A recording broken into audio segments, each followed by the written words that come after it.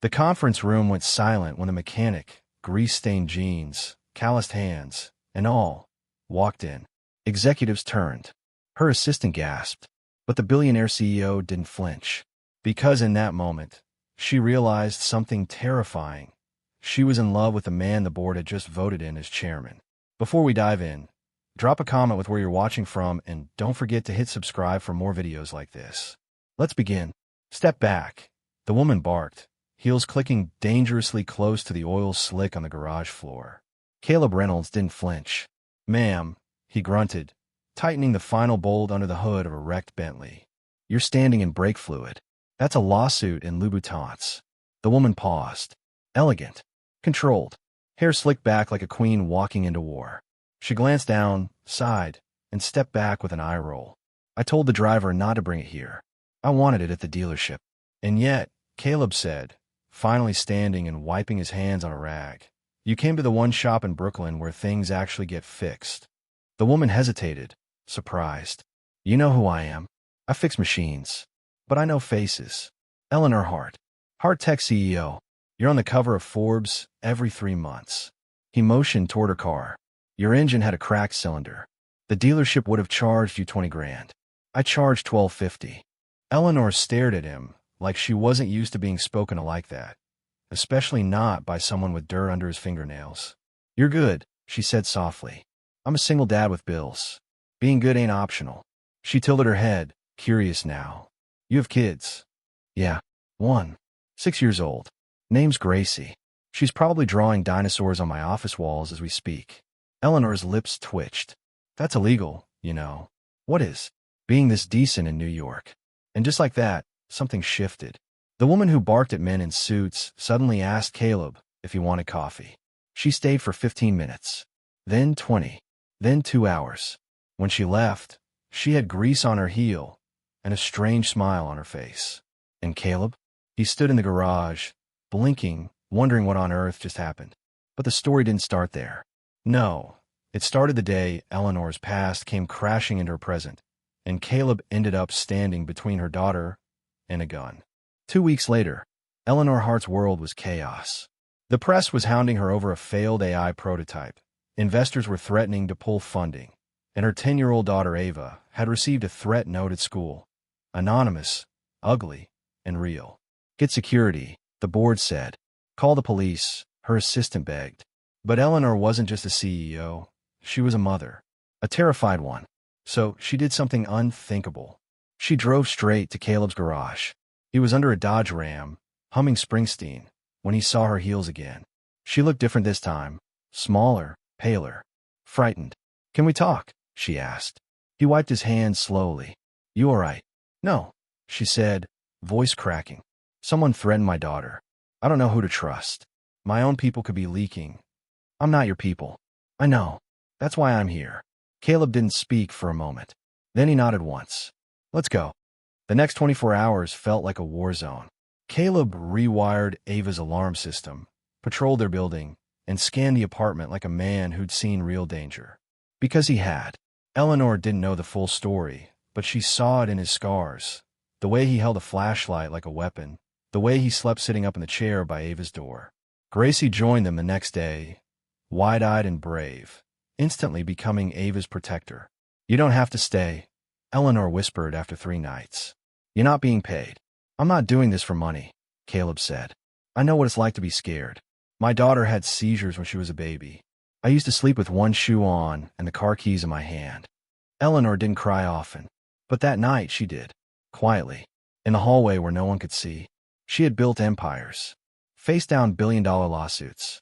But it was a single dad mechanic, standing barefoot in her kitchen, flipping pancakes for 2 little girls, that made her feel safe, that made her heart ache, that made her want something she'd stopped believing in long ago.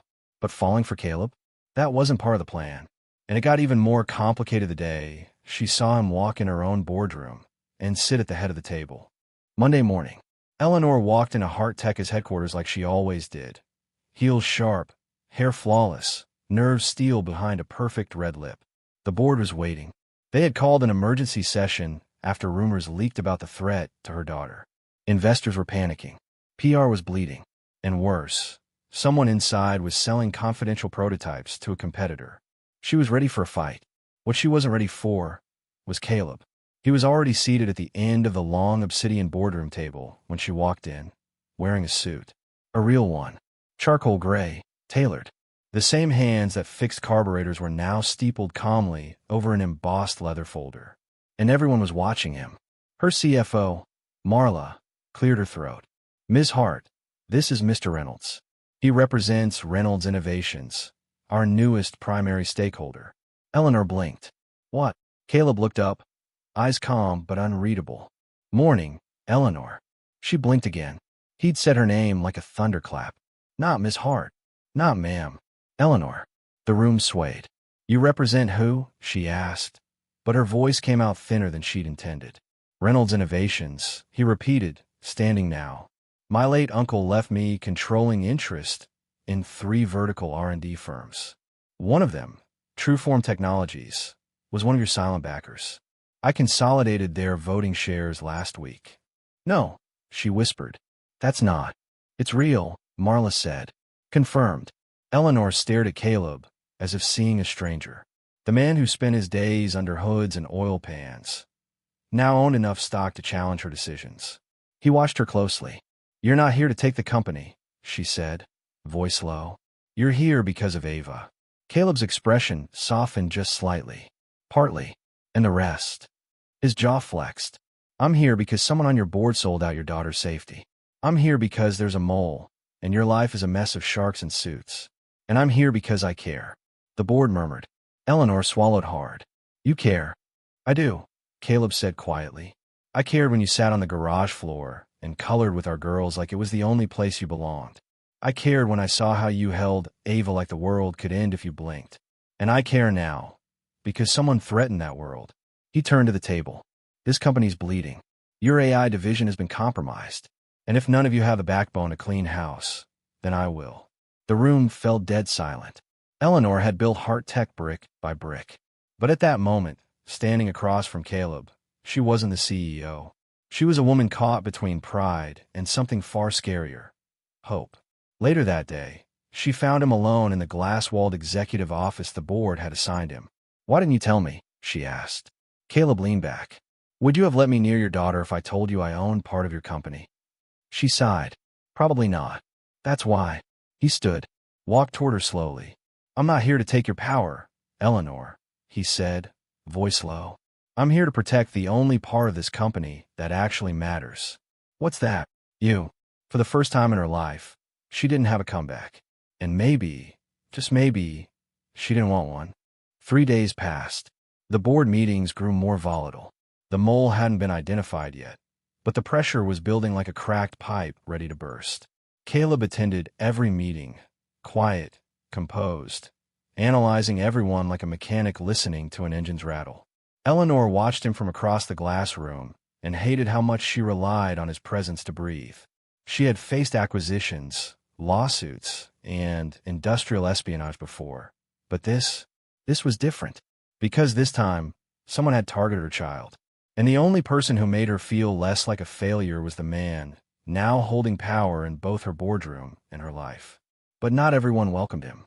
The CFO, Marla Green, a silver-tongued shark who once whispered in Eleanor's ear and now smelled blood, grew suspicious of Caleb's influence. She called him the mechanic behind his back, rolled her eyes when he spoke, and even tried to block his votes on restructuring the security budget. Until the Thursday meeting, Caleb waited for everyone to settle. Then he stood and placed a small USB drive on the table. "I had some friends run metadata analysis on Heart Tech's internal communications," he said. "Specifically the security logs around Ava's school files and the AI prototype code leaks." He clicked the remote. A screen blinked to life behind him, showing a timeline and one name. M. Green. The room exploded. "No, wait," Marla snapped. "This is a setup. You forged this." Caleb didn't flinch. "That USB contains timestamp server logs traced to your personal VPN. You sold security protocols to ArcIntel 2 days before their system launched an identical failsafe. You also accessed Ava Hart's private academic file the day the threat was sent." Marla turned to Eleanor. "You trust this guy over me?" Eleanor stood, eyes blazing. I trust the man who slept outside my daughter's bedroom when I couldn't sleep at all. The man who fixed more than my car. He fixed my home. Security was called. Marla's badge was deactivated before she reached the elevator. But the damage had already been done. The breach, the betrayal, it triggered something deeper in Eleanor. All her life, she depended on control to survive. But Caleb? He moved through chaos like he was born in it. And when he reached for her hand outside that boardroom, she didn't pull away. Instead, she whispered, "I don't know how to do this." He looked down at her hand in his. "I do," he said. "One step at a time." That night, Eleanor invited him and Gracie to dinner at her brownstone. It wasn't a mansion. It was a memory-filled brick home her mother had once rented before Eleanor ever dreamed of billion-dollar companies. Ava and Gracie were curled up on the couch with popcorn, giggling at some cartoon, while Eleanor cooked for the first time in years. The sauce was too salty. The pasta overboiled, but Caleb ate it like it was gold. "I haven't had a home-cooked meal in 6 years," he said. "Not since Gracie's mom left." Eleanor glanced at him. She left. He nodded slowly, said she didn't sign up for seizures and baby monitors. Walked out when Gracie was 2. She swallowed hard. "And you never gave up?" "I didn't have a luxury," Caleb said. "You learn fast when quitting isn't an option." There was a pause. Something tender in the quiet. "You ever wish you'd live a simpler life?" he asked softly. Eleanor exhaled. Every day. She looked around, at the messy living room, the burnt garlic bread, the 2 girls whispering secrets under a blanket fort. Then she looked at Caleb. "I just didn't know simple could feel like peace." He smiled at her. And when Ava sleepily asked if Gracie could sleep over again, and Gracie whispered, "Can Miss Eleanor be my second mom someday?" Eleanor stepped into the hallway, leaned against the wall, and cried. Not because she was breaking, but because for the first time in decades, she wasn't alone. Not in the world. Not in the company. Not in her heart. 2 weeks later, Heart Tech was steadying, but the world outside hadn't gone quiet. A second leak emerged. Bigger. Dirtier. This time it wasn't just sabotage. It was personal. A rival company released private footage of Eleanor. A charity gala. Years ago. She was clearly emotional. Drunk. Rambling about losing her mother. The footage was edited maliciously, twisted to frame her as unhinged, incompetent. The media feasted. Billionaire meltdown, headline screamed. The board panicked again. Some suggested she take a leave of absence. Some even proposed a temporary CEO to stabilize investor confidence. The suggestion? Caleb. And Eleanor almost choked when she heard it. She walked straight into his temporary office, stormed through the door, fists clenched, fury in her spine. "Did you know about this?" she demanded. He turned, calm as always. "Yes. And you didn't say no?" "I didn't say anything. I wanted to hear it from you." She scoffed. "You've been here 5 minutes, and they're ready to hand you my company." "I don't want your company, Eleanor." "Oh, really?" she snapped. "Because it sure looks like you do. First the shares, now the chair, and next what? You gonna pay my name off the door, too?" His voice rose, finally. "You think I'd humiliate you like that? After what we've been through?" She opened her mouth, but no words came out. "You don't get it, do you?" he said, stepping closer. "This isn't about power. I didn't come into your life to fix your damn company. I came to fix what was broken around it. You, your daughter, this fortress you've been living in like a prisoner." Her lip trembled, but she bit it back. "I've stood by while you tore yourself apart, trying to keep control," Caleb said. "And maybe you don't need a partner. Maybe you just need someone to fight for you, even when you're too tired to fight for yourself." He took a breath. "Softer now. I'm not your rival, Eleanor. I'm your ally. I'm your home, if you'll let me be." She stared at him, heart slamming against her ribs, too scared to fall and too tired to stay standing. But something in his words cracked her open, because no man had ever said those things to her. Not in the boardroom. Not in her bedroom. Not in the years she clawed her way to the top. And now, here was a man with calloused hands and grease-lined nails, who walked into her world with nothing to prove, just something to give. That evening, she stepped in front of the board, shoulders back, chin high, her voice calm and commanding. "I'm not stepping down," she said. "I made this company from nothing but grit and grief. I faced the loss of my mother, my marriage, and my identity to get here. And I will not let the world take that away because of an edited video and a room full of cowards. She turned to Caleb. But I won't lead alone anymore. He nodded, silent, strong. We're restructuring leadership, she said. From now on, Heart Tech has COSOS. Gasps around the room. I trust Caleb Reynolds with my life.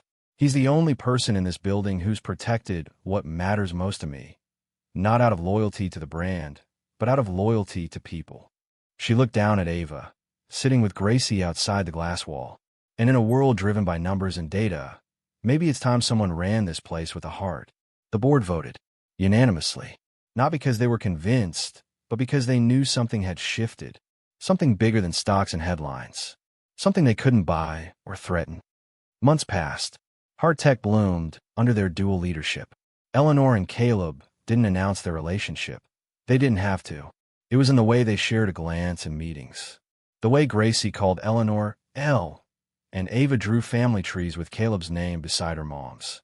The way Eleanor laughed again, loud and unguarded, like a woman finally at peace. One afternoon, Caleb picked up Ava from school. She ran into his arms like he was her whole world. Uncle Caleb, she whispered, shyly holding a folded note. Can you read it to Mom tonight? He unfolded it. A messy crayon drawing.